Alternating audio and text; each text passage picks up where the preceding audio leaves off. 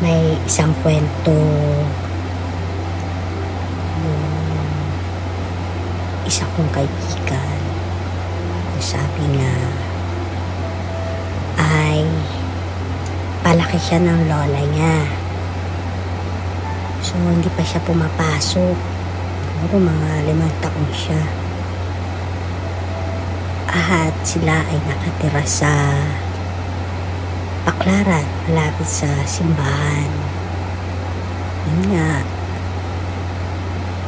ang sabi niya ay manggagamot ang kanyang lola. Maraming napapagaling. At alam niyo ba guys, parang office yung tanggapan ng kanyang lola.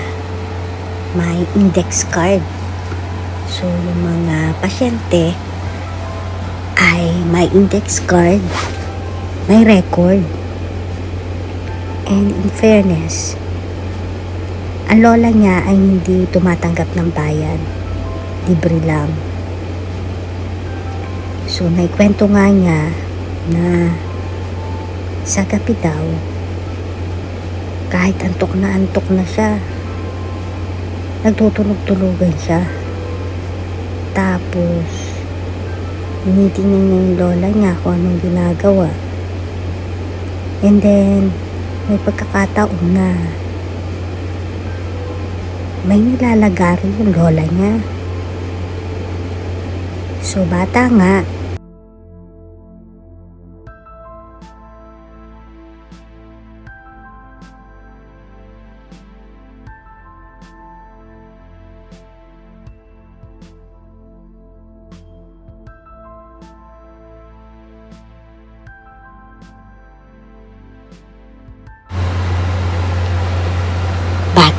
kasi kaya hindi niya alam kung bruha ba yung ganun kasi maganda pa rin yung mukha.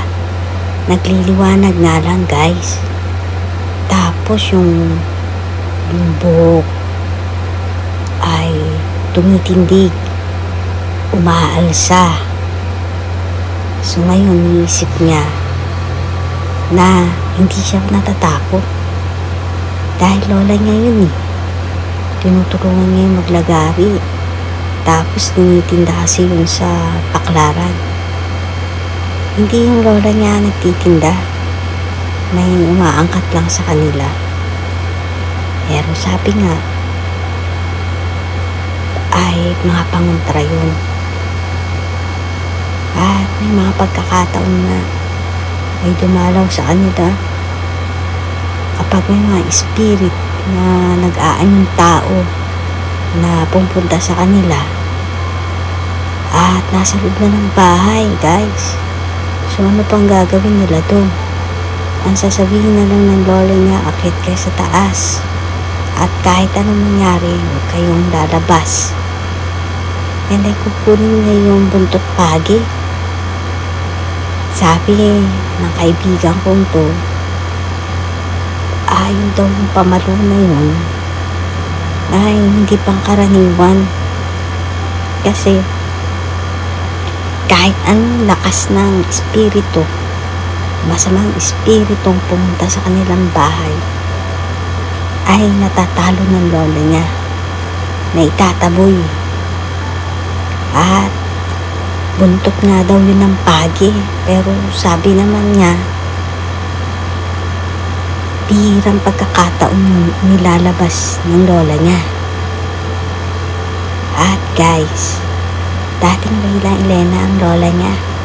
Talagang maganda.